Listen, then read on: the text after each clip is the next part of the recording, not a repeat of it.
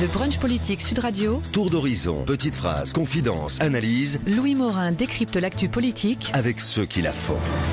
Bonjour, l'invité du brunch politique aujourd'hui, Luc Carvounas, sénateur PS et chargé du Conseil des parlementaires dans la campagne de Benoît Hamon. Au menu du brunch politique, à moins de 2 mois du premier tour, l'élection présidentielle. Quel poids pour la candidature de Benoît Hamon? Emmanuel Macron qui trouble le jeu des socialistes, Marine Le Pen en meeting cet après-midi à Nantes. Et puis le salon de l'agriculture qui s'est ouvert ce samedi. Louis Morin. Le brunch politique Sud Radio. Bonjour Luc Carvounas. Bonjour Louis Morin. Merci d'être notre invité aujourd'hui. Avec plaisir. En direct sur Sud Radio. Ce week-end, ouverture du Salon de l'agriculture. Dans le programme de Benoît Hamon, le candidat promet une conversion de notre agriculture, mettre fin aux pesticides dangereux et aux perturbateurs endocriniens. Est-ce que ça peut suffire pour convaincre les agriculteurs? En tous les cas, ça parle à vous, à moi, à nous tous, à notre quotidien et à ce qui se passe dans nos assiettes aujourd'hui. Et je crois surtout que c'est très important qu'un candidat à l'élection présidentielle aille à ce grand rendez-vous. Personne manque évidemment, je pense au président de la FNSEA, Xavier Belin, qui n'est plus avec nous, décédé malheureusement. Non, c'est un rendez-vous, les agriculteurs font battre le cœur de la France et François Hollande a eu raison lorsqu'il est venu à leur rencontre de dire qu'il fallait être extrêmement vigilant sur ces questions d'agriculture et notamment dans le rôle que l'Europe joue avec la politique agricole commune. Quand j'entends quelques candidats qui sont prêts à balayer tout ça d'un revers de la main, je pense évidemment à Marine Le Pen qui caracole au premier tour encore dans les sondages, mais et particulièrement auprès des agriculteurs. Défiance sur la démocratie sondagière. Oui, mais il faut leur parler aux agriculteurs. Il faut aller faire ce que fait Benoît Hamon, discuter avec eux, leur faire des propositions et non pas faire comme j'ai entendu Jean-Luc Mélenchon leur tourner le dos avec je ne sais quelles excuses. Quand on veut être le chef de l'État, de la République française, on va voir les agriculteurs.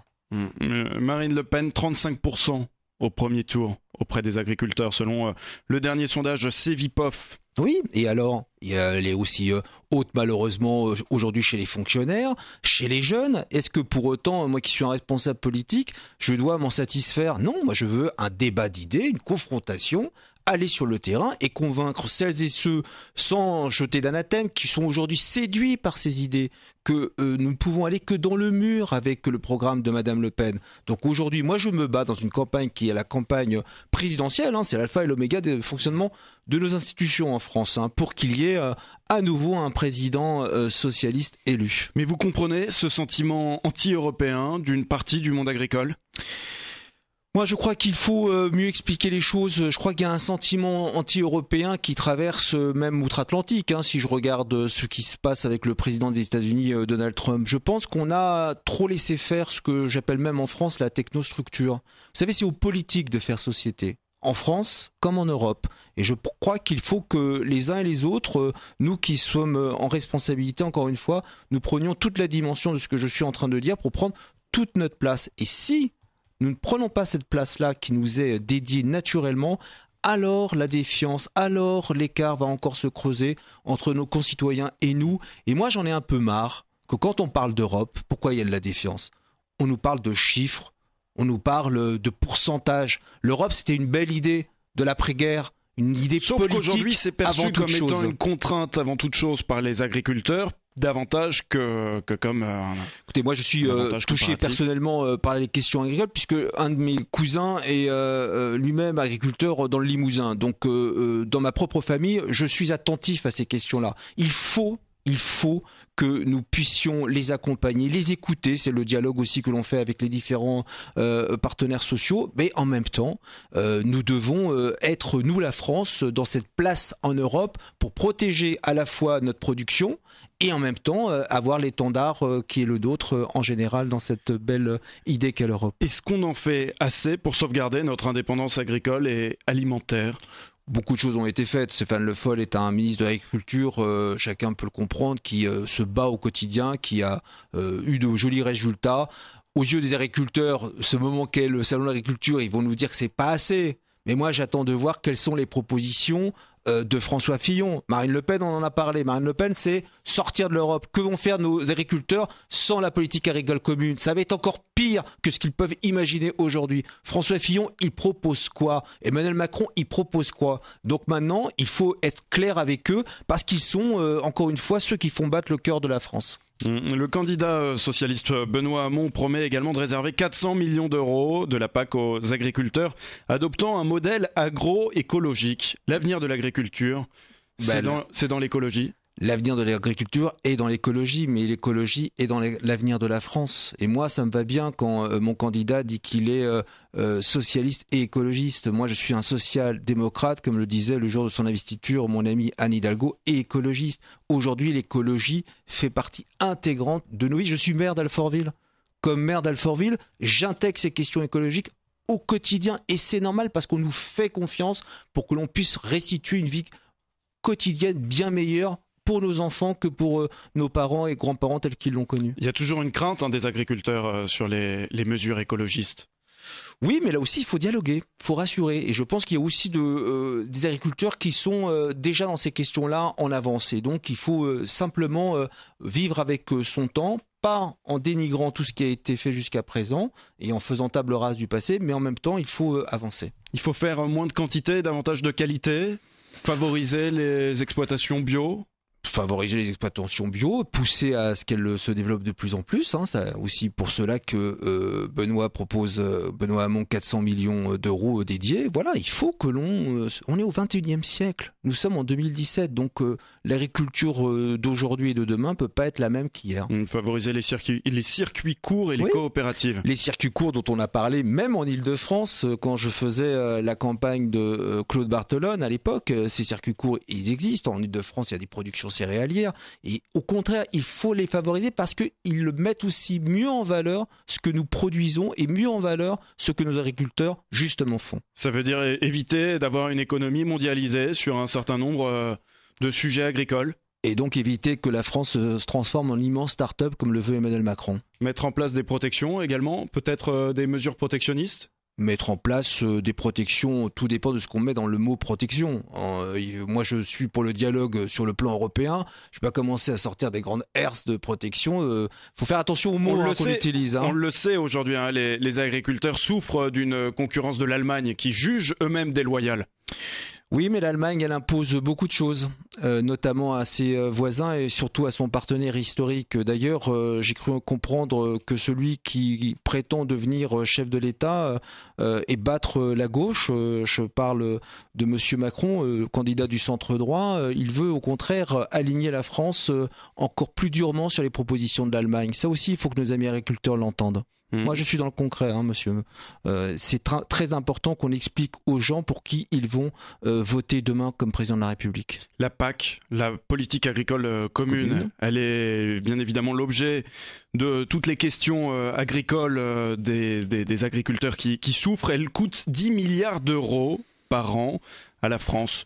Le projet de Marine Le Pen, ce qui les séduit, les agriculteurs, c'est que Marine Le Pen leur dit « Demain, si on sort de la PAC, ces 10 milliards, je vous les redistribue ». Oui, mais alors là, c'est vraiment vendre de la poudre aux yeux. Vous saviez, vous me disiez qu'il y avait 35% d'agriculteurs qui malheureusement, mais je me bats contre cela pour faire baisser ce chiffre. Selon la dernière enquête du CEVIPAF, favorables à Madame Le Pen. Mais est-ce que l'on dit aussi que chez les agriculteurs, il y a un des taux de suicide les plus importants ? 20% de suicides en plus par rapport au reste de la population. Moi, c'est à ces femmes et ces hommes qui se lèvent tôt le matin et qui travaillent pour nous nourrir tous en France que je veux parler, mais pas en leur disant n'importe quoi. Pas en leur disant je prends d'un côté ou la vilaine Europe pour te donner à toi parce que tu souffres. Ça, c'est du grand n'importe quoi. Et si on sort de la politique agricole commune, alors on va avoir, je crois, malheureusement encore plus d'agriculteurs qui iront se suicider parce qu'ils mettront la clé sous le paillasson. Luc Carvounas, le Parti Socialiste est-il en ordre de marche aujourd'hui derrière son candidat ? Faites attention avec en ordre de marche, même si Emmanuel Macron n'a pas l'exclusivité sur le fait d'être en marche. Écoutez, je le crois, je le vois au quotidien. Vous savez, ce quinquennat qui s'achève aura, je le disais encore, pas plus tard qu'hier matin, dans une réunion du Parti Socialiste du Val-de-Marne avec mon ami Jonathan Kienzlen qui animait nos travaux. Il y a les parlementaires comme moi loyalistes, les légitimistes. Il y a eu ceux que vous avez appelés, vous, la presse, les frondeurs. Mais encore faut-il savoir ce que l'on appelle un frondeur. Est-ce qu'on appelle un frondeur demain dans le Parlement du non-cumul un député ou une sénatrice qui ne serait pas d'accord avec la doxa d'un président de la République, de ses cabinets et de la technostructure? Moi, j'ai toujours réfuté ce terme. Et puis maintenant, il y a une troisième catégorie. Certains sont revendiqués du terme de frondeur. Oui, tant mieux pour eux. Mais en tous les cas, je pense qu'on va en avoir de plus en plus. Et regardez, dans les grandes démocraties, cela fonctionne aussi comme cela, que les parlements ne soient pas forcément alignés sur ce que propose l'exécutif. Les frondeurs la troisième catégorie, ne sont pas les frondeurs de demain. C'est ceux que j'appelle un peu les grincheux. Bon, voilà. C'est qui les grincheux aujourd'hui? Les grincheux, ce sont ceux qui font des pétitions ou des lettres ouvertes pour dire je me mets en retrait.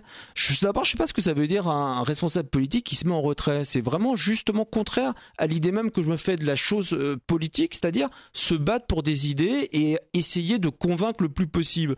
Donc à ceux-là, je leur dis, il est maintenant grand temps de rentrer dans le dur de ce qu'est une campagne présidentielle.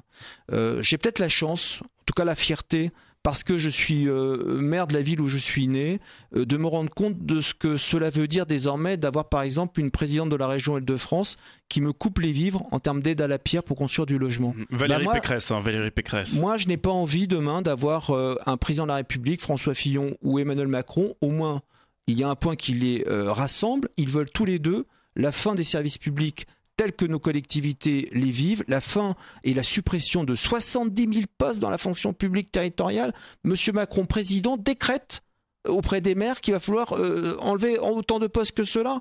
Donc moi, c'est pas l'idée que je me fais d'un pays tel qu'il est aujourd'hui administré.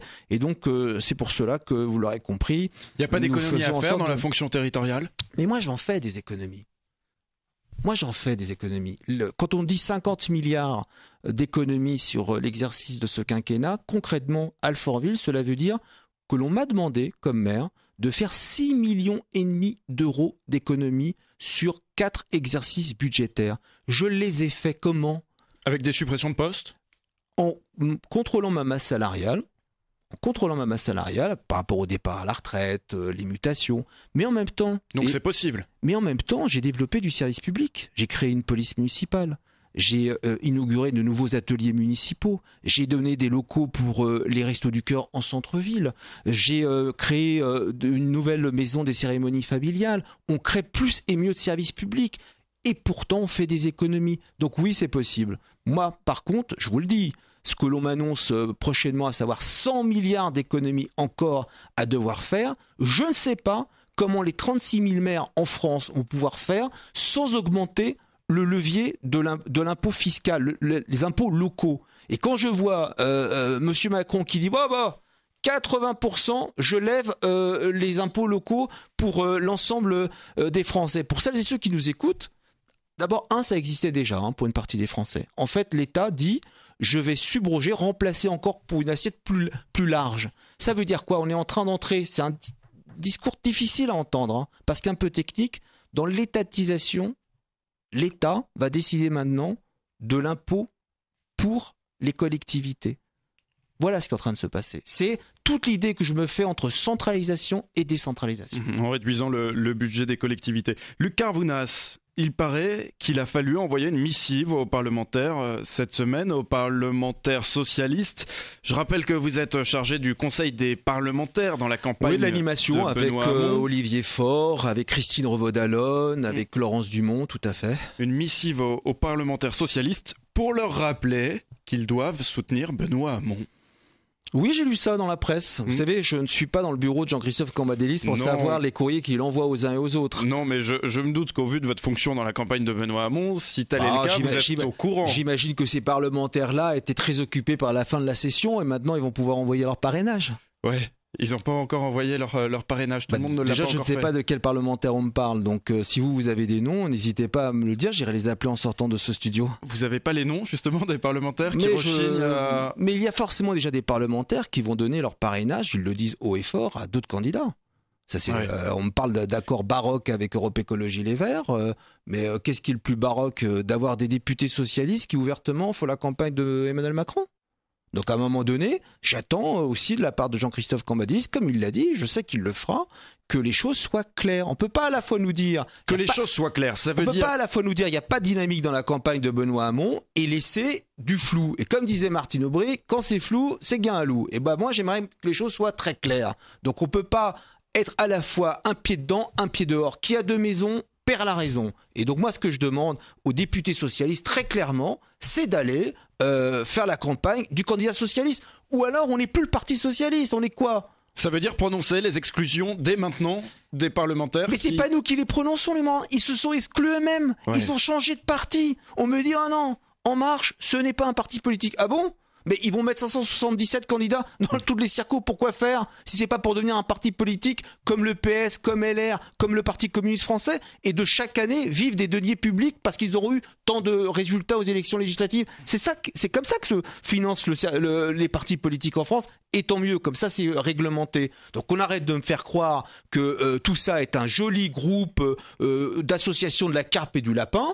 Moi j'ai bien vu ce que ça a donné dans certaines villes, notamment à Villejuif, dans mon département, où vous avez un maire LR, un premier adjoint écologiste, un maire adjoint UDI, des socialistes, et ben cette ville est gérée comme une pétaudière. Et ben moi, l'auberge espagnole pour la France, c'est pas ce que je souhaite. Luc Carvounas, vous souteniez Manuel Valls. Aujourd'hui, êtes-vous complètement en accord avec la totalité du programme de Benoît Hamon ? Écoutez, moi, je suis socialiste, un ami fidèle de Manuel Valls, mais je suis valsiste comme j'étais avec Claude Bartolone et comme je suis aujourd'hui derrière le candidat Benoît Hamon. Par contre, je vais vous faire un scoop, je suis pas pour autant hamoniste. Et je vais vous faire un deuxième scoop. J'ai pas toujours été d'accord non plus à 100% avec ce que disait Manuel Valls. Et troisième scoop, mais j'espère si vous m'invitez que c'est aussi parce que vous me vivez de cette manière-là. Je suis un homme politique qui a ses amitiés, mais qui a surtout sa pensée politique. Et donc, on peut aussi être fidèle à des hommes et à des femmes, tout en exprimant de là où nous sommes, maires et parlementaires, encore aujourd'hui, ce que l'on pense être le mieux. Et donc, aujourd'hui, ce que je crois le mieux, c'est que nous fassions tous bloc derrière le candidat socialiste. C'est notre histoire, c'est l'avenir des Français dont on est en train de parler. Et je ne comprends pas, encore une fois, comment on peut se revendiquer d'être parlementaire PS et d'aller derrière le programme d'Emmanuel Macron. François Hollande au Bourget, vous vous souvenez ce qu'il avait dit ? Nous avons un adversaire qui n'a pas de visage. C'est le monde de la finance. C'est la finance. Et ben aujourd'hui, la finance qui considère, au nom de cette mondialisation dont nous parlions au début de l'émission, que les partis politiques ne peuvent plus leur être utiles, ils ont créé leur propre candidat. Ils ont leur candidat. Et aujourd'hui, mon adversaire, c'est la finance. Et il a un visage, c'est Emmanuel Macron qui veut transformer la France en immense start-up. Luc Carvounas, discours du Bourget justement, qui avait convaincu bon nombre de socialistes à l'époque et sur lequel François Hollande a été beaucoup critiqué par la suite pour ne pas avoir respecté les engagements qu'il avait pris ce jour-là. Il a dû être mal conseillé par l'ancien ministre de Nicolas Sarkozy, Monsieur Jouillet. Vous voyez, quand on commence à être conseiller Emmanuel Macron, ou par son ancien secrétaire général adjoint, vous voyez, quand on commence à être pas forcément sur la ligne de départ avec les gens qui vous ont fait élire, et ben on se retrouve au bout de 5 ans avec quelques ambiguïtés. Moi, je suis pas de cela. Je dis les choses très clairement. Hein. En même temps, ce quinquennat aura porté ses fruits sur des choses importantes, sociétales, mais pas que. Et ce pays est en train de se redresser. C'est pas moi qui le dis, c'est les économistes. Hein, tous les feux sont au vert sur le plan macroéconomique. Je me résous pas à ce que tout le travail que l'on a porté avec justement Manuel Valls comme Premier ministre soit récolté désormais par François Fillon ou d'autres. Le brunch politique Sud Radio. Louis Morin. Le brunch politique en direct avec Luc Carvounas, sénateur du Parti socialiste et chargé du Conseil des parlementaires dans la campagne de Benoît Hamon. La critique du bilan du quinquennat de François Hollande par Benoît Hamon n'a-t-elle pas été trop sévère, Luc Carvounas ? Écoutez, je crois qu'ils s'en sont expliqués. Si j'ai bonne mémoire, ils se sont vus. Le président de la République a reçu le candidat vainqueur de la Belle Alliance populaire et j'ai entendu aussi mon candidat avoir un discours apaisant justement pour celles et ceux qui considèrent que finalement les frondeurs qui nous ont empêchés de gouverner pendant 5 ans ont récupéré fromage et dessert avec la victoire à la Belle Alliance populaire. Vous savez, Benoît Hamon est quelqu'un d'extrêmement intelligent. Et la première marque d'intelligence, c'est de vouloir rassembler sa famille. Après, il faut être plusieurs et il faut être au moins 2 pour se rassembler. Dimanche dernier, il faut être au moins 2. Ça veut dire que ce qu'on disait tout à l'heure. Il n'y a pas de réciprocité dans la démarche de rassemblement ? Non, je dis qu'aujourd'hui, on a perdu durablement, pour pas dire définitivement, des collègues du Parti Socialiste pour une autre aventure politique tournée autour d'une personne, la même qui demain va choisir, Louis Morin, vous qui êtes un attentif politologue, va choisir des candidats lui-même avec un conclave de 9 personnes en attendant la fumée blanche. C'est ça la démocratie, c'est ça être moderne. On choisit pif paf ploum des candidats soi-même. Et je me souviens avoir vu sur une chaîne info Monsieur Delevoye qui répond à un de vos confrères en disant « Mais comment vous allez faire avec tous ces CV ?» Il regarde la caméra en disant avec un grand sourire « Oh bah ça va être comme dans The Voice ». Et j'ai à côté François Patria, hilar, François Patria, sénateur socialiste, ancien président de la région Bourgogne. Alors je veux bien que toutes ces personnalités extrêmement puissantes, extrêmement fortes, qui ont maintenant l'expérience de ceux qui ont tout gagné, tout vécu, tout cumulé, et qui maintenant nous donnent des leçons face à cette aventure personnelle, je veux pas en être. Et je me bats pour qu'on dise la vérité aux gens. Et vous me permettez de le faire à l'antenne, et je continue à le faire. Je voudrais simplement revenir sur la critique du bilan du quinquennat de François Hollande par Benoît Hamon. Dimanche dernier, encore, Benoît Hamon évoquait le rendez-vous manqué de François Hollande avec les banlieues. En tous les cas, il y a certainement certains de nos jeunes qui pourraient plus être à nos côtés par rapport à tout ce qui a été fait. Vous savez, quand la campagne présidentielle, on avait dit la jeunesse sera au cœur de nos préoccupations. Les banlieues, François Pupponi, qui est le président de l'Agence nationale de renouvellement urbain, beaucoup de choses ont été faites sur le bâti, sur le dur, sur la politique du hard, mais aussi pas assez dans la relation sociale. Mais aussi sur la politique du soft. Oui, mais enfin, faut faire attention. La relation sociale, faut pas non plus être un peu béni oui sur ces questions-là, parce que oui, vous avez des délinquants. Qui c'est pas parce que vous allez leur faire une grillade avec des éducateurs spécialisés dans le quartier que ça va apaiser les choses, parce qu'il y a des gens qui ont juste le droit de vivre normalement. En tous les cas, il faut un juste équilibre. C'est ce qui fait la différence entre la gauche et la droite, entre la répression, entre l'insertion, le social, le bâti. C'est un grand tout. Et les premiers artisans de cela, ce sont les maires. Le premier guichet républicain, c'est le maire. Parce que Luc Carvounas, après l'affaire Théo, on a beaucoup entendu parler à nouveau de la police de proximité. Oui. Certains ont justement regretté que François Hollande ne l'ait pas réinstauré dans son quinquennat. Écoute, vous rappelez que nous sommes en état d'urgence. Vous rappelez que nos policiers, moi j'ai un commissariat de plein exercice dans ma commune, ils sont extrêmement fatigués, ils ne comptent plus leurs heures. Dans la fonction publique, on ne peut pas être payé. On n'a plus les moyens aujourd'hui de remettre en place cette police de proximité. Non, ce n'est pas cela. Je crois qu'il faut maintenant créer des complémentarités. C'est pour ça que j'ai créé une police municipale. Mais c'est pas une police nationale. Il faut que le législateur, pour le coup, phosphore à donner plus de moyens selon la police dont on est en train de parler. La police de proximité, ça peut être une forme de police territoriale, municipale, en partage avec l'État. Il y a des choses à créer. Et on a fait beaucoup de choses. Dans ce quinquennat, beaucoup de moyens ont été donnés dans la police. On a déjà récupéré tout ce que Nicolas Sarkozy avait abîmé en supprimant des postes. On les a remis au goût du jour et on en a créé encore plus. Luc Carvounas, si je vous posais toutes ces questions autour du bilan du quinquennat et de la défense du bilan du quinquennat de François Hollande... C'est pour me faire dire des choses vilaines. Mais non, mais c'est simplement pour savoir aussi pourquoi est-ce que François Hollande ne se montre pas davantage en campagne pour Benoît Hamon. Écoutez, il est le président de la République qui, le 1er décembre, fait quand même une déclaration historique de ne pas être candidat à sa propre succession.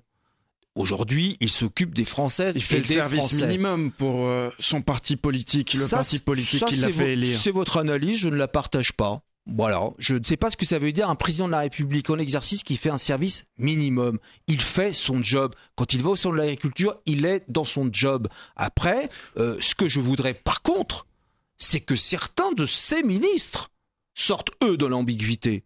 Quand on est un ministre du gouvernement aujourd'hui de Bernard Cazeneuve, Bernard Cazeneuve a donné la ligne, a donné le sens de ce que nous devons faire. J'aimerais que l'on sorte de ces ambiguïtés que j'ai déjà vécues avec mon candidat Manuel Valls au moment des primaires, où j'entendais des personnalités comme Stéphane Le Foll, que je défendais tout à l'heure pour son action comme ministre de l'Agriculture, mais que j'aimerais voir lui aussi défendre un peu plus clairement le candidat du Parti Socialiste. Alors on l'a évoqué à demi-mot tout à l'heure, parmi les députés qui rejoignent Emmanuel Macron, ce matin on apprend le nom de Christophe Caresche. Il vient d'annoncer qu'il rejoignait Emmanuel Macron. C'est une déception pour vous ? Christophe Caresche représente le pôle des réformateurs, on dit l'aile droite du parti. Il était valsiste, tout comme vous. Oui, mais vous savez, nous sommes nombreux, les valsistes, comme vous le dites. Donc lui, aujourd'hui, je ne suis jamais allé dans ce mouvement dans lequel je ne me reconnaissais pas du tout, l'aile droite réformiste. D'ailleurs, au départ, pour la petite histoire, qui était copilotée par Jean-Marie Le Guen et Gérard Collomb. Donc, il est passé de l'aile droite à droite. Voilà, il a basculé. Gérard Collomb qui a déjà lui aussi basculé chez Emmanuel Macron. Et Jean-Marie Le Guen. Mais ça fait un petit moment que Gérard Collomb a basculé. Oui, vous savez, quand on est le maire tout-puissant de Lyon et président de la métropole de Lyon, on est un peu dans une république indépendante et seul. Il peut faire ce qu'il veut, Gérard. Donc, d'ailleurs, il fait même un rapport de force avec le parti en disant j'attends de voir si on va virer le maire de la ville qui s'appelle Lyon. On va voir. Pour le moment, c'est pas fait.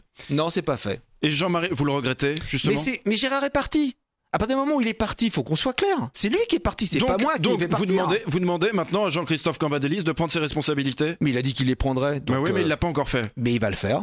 J'en suis persuadé. Jean-Marie Le Guen. Oui. Jean-Marie Le Guen qui est toujours ministre actuellement dans le gouvernement et qui serait tenté de rejoindre Emmanuel Macron. Il serait même en train de négocier sa circonscription. En tout cas, sa députée suppléante qui est députée, elle a bien basculé puisqu'elle tweet même contre moi lorsque je dis de vilaines choses sur monsieur Macron. Donc je vois déjà que sur les réseaux sociaux, il y en a qui se gênent pas d'avoir basculé chez le mouvement En Marche. Bon, très bien, ça leur appartient. Si ils considèrent que dans leur parcours politique, on était socialiste, on était sociodémocrate, on est devenu réformiste, et puis on est devenu l'aile droite et on a envie de passer au centre droit, c'est leur parcours, ça leur appartient. J'ai pas critiquer ça, mais Ségolène Royal, elle ne cache plus son intérêt non plus pour Emmanuel Macron. Elle plaide même pour un rapprochement, pour Benoît Hamon et Emmanuel Macron. Mais elle précise tout de même que Macron est le mieux placé. Moi, j'écoute plus Najat Vallaud-Belkacem, qui était une bébé Ségolène Royal en son temps, qui très justement ce matin dans le JDD dit tout simplement que les choses seraient plus faciles sans Macron. Voilà, mais en même temps, se rapprocher avec Macron, pourquoi faire ? On me dit, vendredi soir, j'étais à une soirée où un ami me dit « Écoute Luc, tu devrais être moins dur avec Emmanuel Macron. » J'ai dit « Pourquoi ? Parce qu'il va gagner. » Ah, d'accord. Donc aujourd'hui, on est en train de nous dire qu'il faut se rapprocher de celui qui est le mieux placé dans les sondages à 2 mois de l'élection présidentielle.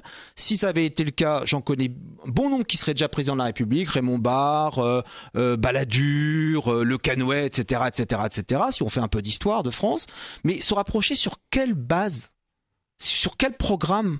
Qu'est-ce que j'ai de commun, moi, avec Jean Arthuis, Renaud Dutreil et François Bayrou ? C'est quoi nos histoires communes ? En fait, ce qu'on nous propose là, c'est ce que je disais tout à l'heure, de transformer la France soit en auberge espagnole, soit en start-up. C'est complètement impossible, un rapprochement Hamon-Macron ? Écoutez, on verra en tous les cas quand le président sera élu, et j'espère que ce sera Benoît Hamon, où on seront les uns et les autres. Mais dans la campagne présidentielle, parce que c'est ça dont il est question, c'est impossible un rapprochement entre Benoît Hamon et Emmanuel Macron ? Mais on ne défend pas la même chose. Nous, on défend le service public, pas lui. On défend l'équité pour tous, il crée l'inéquité fiscale. On défend la retraite à 60 ans, il veut la retraite à la carte et au point. Mais mince, qu'on parle du fond un petit peu, qu'on entre dans les programmes des uns et des autres. Et alors on pourra savoir si on peut se comparer et si on a des points de convergence et de s'associer. Mais aujourd'hui, je vois plus un phénomène vers Emmanuel Macron de la droite, d'une droite un peu poussiéreuse, et d'un parti socialiste aussi un peu poussiéreux. Donc s'ils veulent partir, qu'ils y aillent. Que se passe-t-il si Emmanuel Macron est au second tour et que Benoît Hamon n'y est pas ? Mais comment ça, qu'est-ce qui se passe ? La gauche se retrouvera derrière Emmanuel Macron ? Tous les républicains se retrouveront pour faire battre Marine Le Pen, quel que soit le cas de figure. Mais ça vaut aussi, pardon de vous le dire, pour Benoît Hamon au 2e tour. J'ai lu dans les colonnes ce matin Caresche qui dit de toute façon il faut voter pour Macron parce que Hamon il peut pas battre Marine Le Pen. Ah bon ? C'est son argument principal. Ah bon ? Non mais ça c'est l'argument principal de tous ceux qui cherchent un bon argument pour changer de maison. Il déclare: la seule solution permettant de contrer efficacement Marine Le Pen, c'est Emmanuel Macron. Eh bien écoutez, moi je vous invite, mais vous savez qu'on n'a pas le droit de faire un sondage sur une réalité qui n'existe pas au premier tour. Mais vous le savez très bien comme moi, Louis Morin, il n'y a pas d'ambiguïté. Tous les Républicains se retrouveraient derrière Benoît Hamon pour faire battre Marine Le Pen. Qu'on ne sorte pas ça comme seule excuse pour faire une volte-face sur 30 ans de carrière au Parti Socialiste. Alors dans tous les cas, le dernier sondage IFOP pour Paris Match, iTélé et Sud Radio donne un Emmanuel Macron boosté par son alliance avec François Bayrou, 23,5% des voix, devant François Fillon et bien devant Benoît Hamon. Vous voyez, quand on est un petit parti comme le MoDem, ça peut booster. Donc, à mes amis qui pensent que Europe Écologie Les Verts ne vont pas booster aussi Benoît Hamon dans l'alliance, tout ça n'a pas de sens. Benoît Hamon, il est à 13% dans ce même sondage. Oui, mais les sondages, vous savez, on en a vu d'autres aussi. Mais je ne crois pas que ce soit l'alliance du MoDem et de l'auberge espagnole qui fait ce coup de boost dans les chiffres. Je crois plutôt que ce sont les difficultés de François Fillon. Je connais beaucoup d'électeurs de droite qui sont très très perturbés par ce qui est en train de se passer, parce que Fillon nous annonçait un programme terrifiant pour nous tous. Sauf que c'est un programme libéral. Programme libéral, déjà, j'avais mis en exergue il y a quelques mois ces ambiguïtés quand il demande à tout le monde de partir à la retraite à 65 ans, quand lui-même, grâce à un statut particulier, l'avait prise à 58 ans. Donc ensuite, il nous demande de suer sang et eau quand ses enfants de 19 ans étaient payés 3 000 € par mois. Vous savez, moi, quand j'ai commencé ma vie professionnelle, j'avais 23 ans, je sortais de la fac, j'avais fait mon service national, et oui, à l'époque, ça existait encore, et j'étais payé à bac plus 5, 7 000 francs par mois. Comment vous pouvez aller expliquer à des familles, à des personnes normalement constituées, que vous allez avoir un président de la République qui aura fait dans sa vie tout le contraire de ce qu'il va nous demander? C'est ça qui le disqualifie. C'est ça qui crée aujourd'hui l'appétence d'un électorat conservateur et de droite vers un candidat de droite. On va revenir sur l'affaire Fillon dans quelques instants, mais juste avant, je voudrais revenir sur le sondage de Benoît Hamon. 13%, comment peut-il encore remonter? Qu'est-ce que vous lui dites? Sur quel thème peut-il faire campagne pour remonter dans les sondages? En faisant une belle campagne, nous allons... Pour le moment, est-ce qu'il fait suffisamment campagne, Benoît Hamon? Mais c'est quand même incroyable que celui qui a gagné soit celui qui soit le plus nul, en fait. À un moment donné, il faut juste être un peu sérieux. J'y peux rien, il a gagné. C'était pas mon candidat, mais il est membre du Parti Socialiste, donc il devient mon candidat. Et maintenant, ceux-là même qui ont participé à la défaite de mon candidat sont en train d'improviser autre chose. Donc ça va, à un moment donné, disons les choses clairement. Oui, il fait une bonne campagne. Oui, on parlait des jeunes. Moi, je le vois. Je le vois dans mon département, je le vois dans ma ville, je le vois dans mes concitoyens qui me parlent au quotidien. Oui, il recrée de l'appétence. Oui, il recrée de l'espérance. Et tant mieux, ça fait du bien à gauche de voir des gens qu'on ne voyait plus dans les quartiers populaires, comme à l'époque de Ségolène Royal en 2007, qui reviennent vers nous parce que ça crée du débat, ça crée de l'envie. Je vais m'en plaindre de ça, moi? Donc rendez-vous le 23 avril. Aujourd'hui, le score de Benoît Hamon, cumulé avec celui de Jean-Luc Mélenchon, correspond à celui d'Emmanuel Macron. Ça pose quand même des questions à gauche. Oui, mais vous savez, en politique, on n'additionne pas les carottes et les navets. Ça marche pas tout à fait comme ça. Je ne vous demanderai pas qui est la carotte et qui est le navet.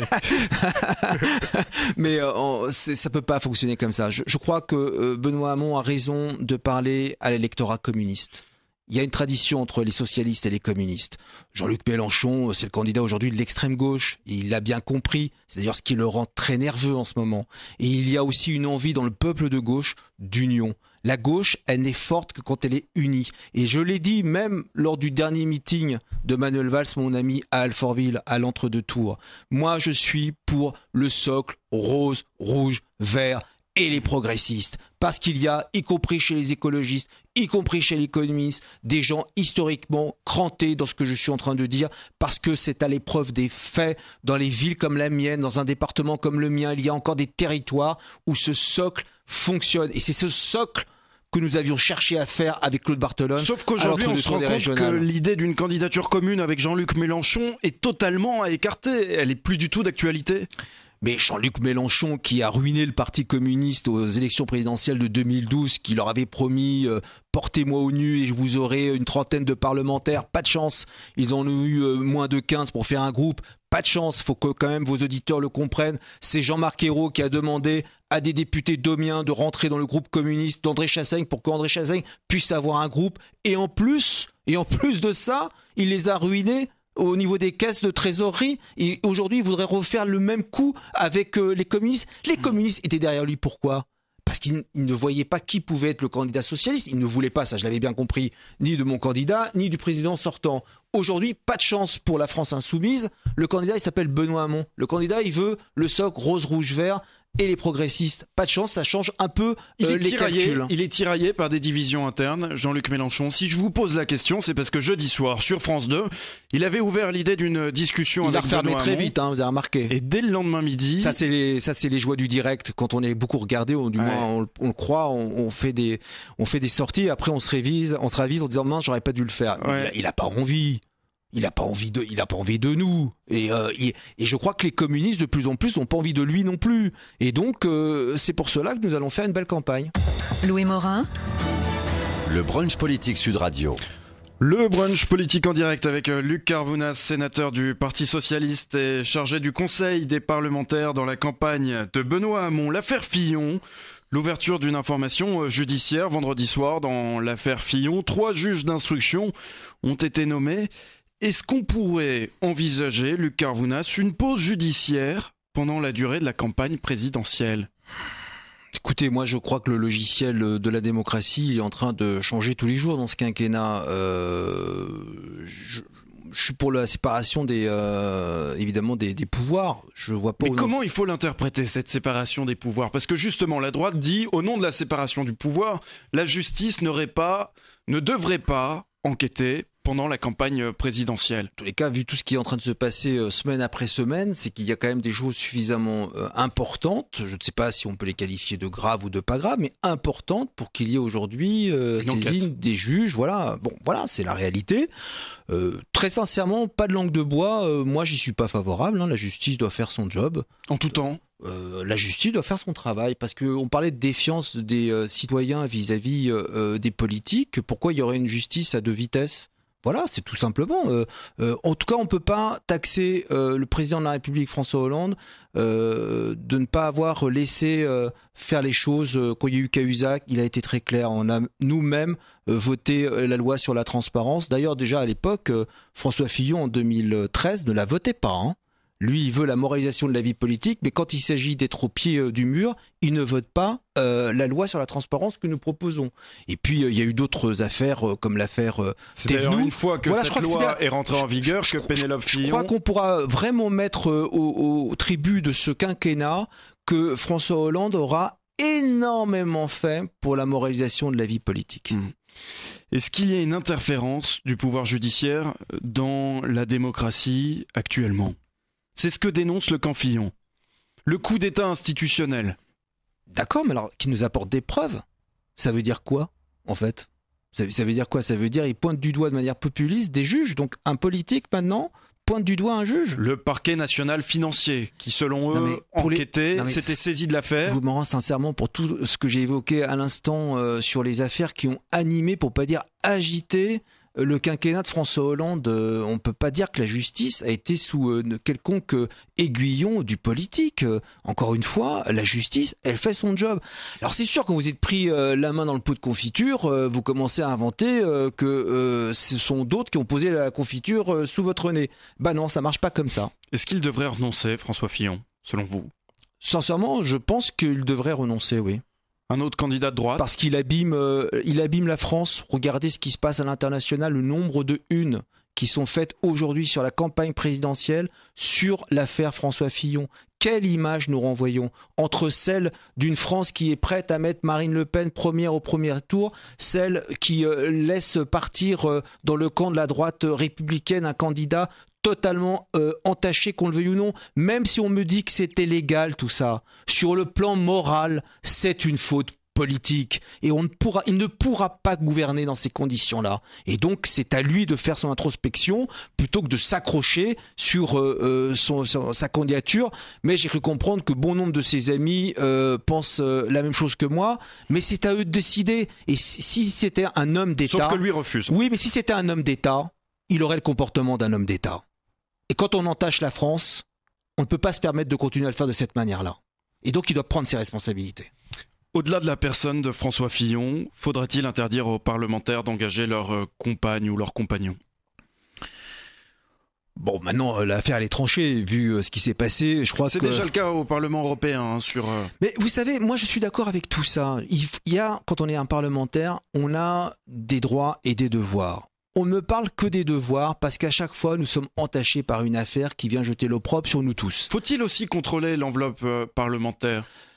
J'ai écrit un ouvrage sur les institutions il y a 3 ans, dans lequel je propose la fusion de l'indemnité de représentation et de l'indemnité tout court. Vous savez, comme on n'ose pas, en fait, en France, avoir un débat, comme on a peur finalement de ce que les gens pensent, et du coup on les laisse penser sans nous, les politiques. Sur l'échelle des salaires publics, moi je préfère dire qu'un parlementaire en France coûte 9 000, 10 000, 11 000 euros par mois imposable, et c'est tout, plutôt que d'inventer 2 enveloppes, dont une pas imposable, etc. etc. Et un système auquel les Français ne comprennent rien à première vue. Au lieu de parler des indemnités des élus, parlons de ces 500 000 élus en France qui font leur boulot au quotidien. Parlons de ces maires. Parlons de ces maires. Ça interroge au moment où justement les élus demandent. Non, mais moi j'en ai un peu marre. Les élus demandent plus de rigueur budgétaire, les programmes sont justement plus stricts. Vous comprenez que ça interroge aussi la condition des élus. Droits et devoirs. Aujourd'hui, nous ne sommes que dans les devoirs. C'est normal parce que les gens l'attendent. Mais il faut aussi, alors dans ces cas-là, remettre la balle au centre sur les droits. Quel maire a comme droit un maire? Vous savez, mon prédécesseur, René Rouquet, il a été maire d'Alfortville pendant 24 ans. 24 ans, H24, 7 jours sur 7, le soir, le matin, quand il y a un incident, comme il y a 8 jours, dans la nuit de dimanche à l'année, à 2h du matin, le préfet m'appelle. Vous savez quelle est sa retraite? Il avait arrêté de travailler pour se consacrer à plein temps. La retraite d'un maire, pendant 24 ans, dans une ville de 50 000 habitants, c'est 900 euros par mois. Vous croyez qu'il n'y a pas un problème, là, dans la démocratie? Donc moi, je voudrais bien qu'on protège la politique en donnant des droits et des devoirs. Aujourd'hui, parce que ça fait bien, on ne parle que des devoirs. C'est normal, mais remettons les choses au centre des discussions. Un statut de l'élu, donner des moyens aux parlementaires de contrôler l'exécutif. Vous savez, au Sénat, j'ai 3 assistants parlementaires. C'est pas mes frères, c'est pas mes sœurs, ne vous inquiétez pas. Nous sommes à 4 dans un bureau de 12 mètres carrés. Et vous allez me dire que c'est comme ça qu'on va travailler demain en France. Comparez-nous aux autres démocraties anglo-saxonnes ou aux États-Unis. Le parlementaire, il a les moyens de faire le contrôle de l'exécutif. On lui donne les moyens. Plutôt que de me parler d'indemnité aux élus, qu'on nous donne des moyens de recruter des attachés qui ont le niveau de pouvoir être pour nous l'aide à la décision, de fabriquer la loi. Et ça, en France, on nous le refuse. Parce que la Ve République a été écrite sous le général de Gaulle pour justement tuer les partis et tuer le Parlement. Soyons francs, hein, c'était de faire un Parlement de godillots. Aujourd'hui, avec un pouvoir exécutif on voit bien fort. qu'avec le quinquennat, l'inversion des élections, le Parlement du non-cumul, on va entrer dans une démocratie nouvelle, bon, mais il faut que ces parlementaires qui seront élus demain puissent avoir les moyens de faire leur job en circonscription et à Paris.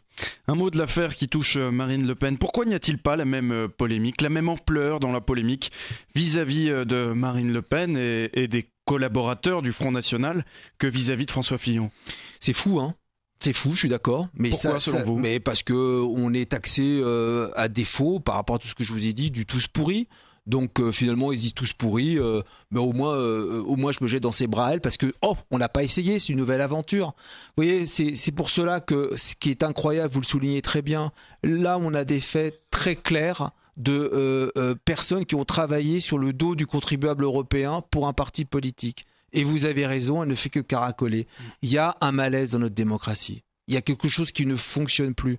Et plus les élus vont reculer sur le champ du politique, plus la haute administration va prendre de plus en plus de poids et de pouvoir. Et nos concitoyens qui penseront être représentés par leurs élus seront en fait volés dans leur vote par des fonctionnaires qui traversent toutes les alternances, qui, comme une casse, se passe « passe-moi le sel, je te passe le poivre » en fonction de la couleur du président, et qui continuent à faire ce qu'ils ont envie de faire. Et donc, moi, à 45 ans, je me bats pour que le politique reprenne toute sa place. Il y a un problème vis-à-vis des hauts fonctionnaires ?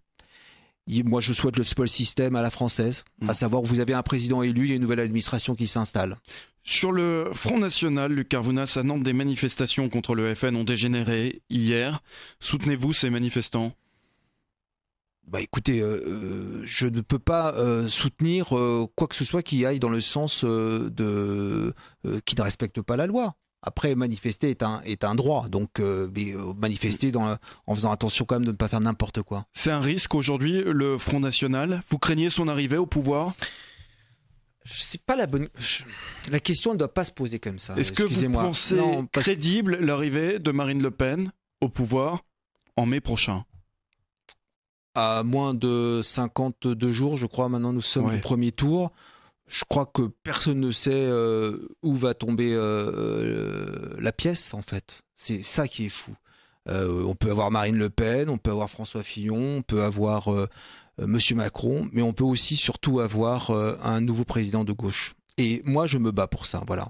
Il y a une forme de fatalisme dans les rangs du Parti socialiste chez quelques-uns, pas nombreux, mais qu'on entend un peu trop fortement dans les médias, comme quoi tout est plié, tout est fini, tout est foutu, et qu'il faut d'ores et déjà, finalement, pour quelques bredouilles, aller se vendre à je ne sais quelle fusion par rapport à un projet que j'évoquais tout au long de cette émission qui n'a pas de point de convergence avec notre histoire. Bon, donc il faut aujourd'hui se battre, ne serait-ce que l'idée même qu'elle puisse arriver première au premier tour, c'est une catastrophe. On s'est même habitué à ça.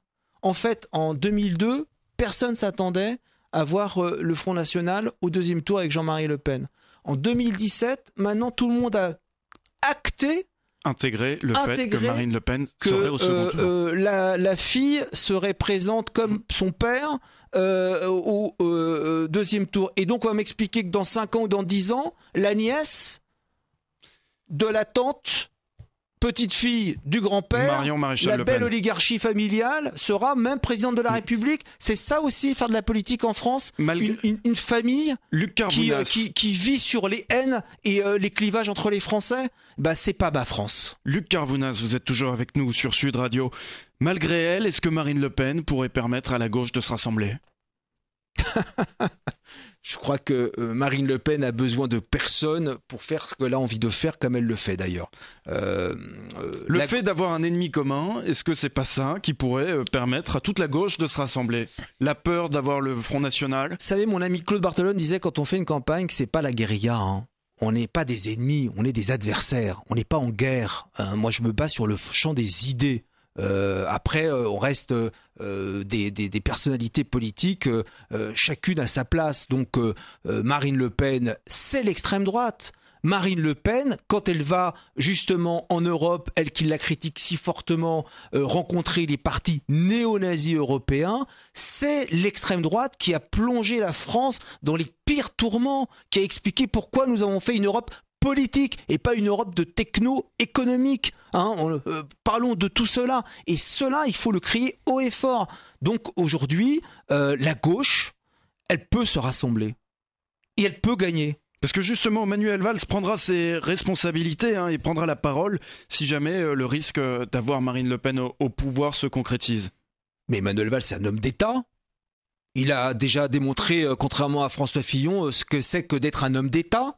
D'aller dès le soir de sa défaite soutenir le candidat Benoît Hamon, et il a été comme ministre de l'Intérieur, comme Premier ministre, celui qui allait mouiller la chemise. On le critiquait même à l'époque aux élections municipales, aux élections départementales et régionales. Contre qui ? Contre le Front National. Et vous croyez qu'aujourd'hui, alors que l'extrême droite est aux portes du pouvoir, cet homme d'État va se taire ? C'est pas sa nature, c'est pas son ADN, et c'est pas ce que j'attends évidemment de lui. Et je sais qu'il aura une expression, et je sais que cette expression pèsera lourd dans le succès que j'escompte. Vous souteniez Manuel Valls, justement, à la primaire, on vient de le dire. Avez-vous des nouvelles de Manuel Valls ?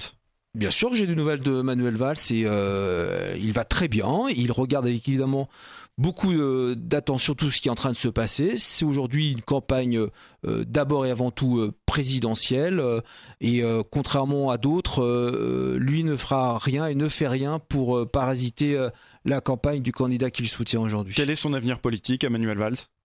D'être une voix forte pour la France. Vous savez, quand je l'ai rejoint il y a une un peu moins d'une dizaine d'années, on me disait à l'époque, j'étais un jeune adjoint au maire et un conseiller départemental, on me dit « Oh là là, tu es fou de te joindre à lui ». J'entendais pique-pendre. Regardez ce qu'il est devenu. Il est un homme d'État, je le disais, il a été Premier ministre de la France.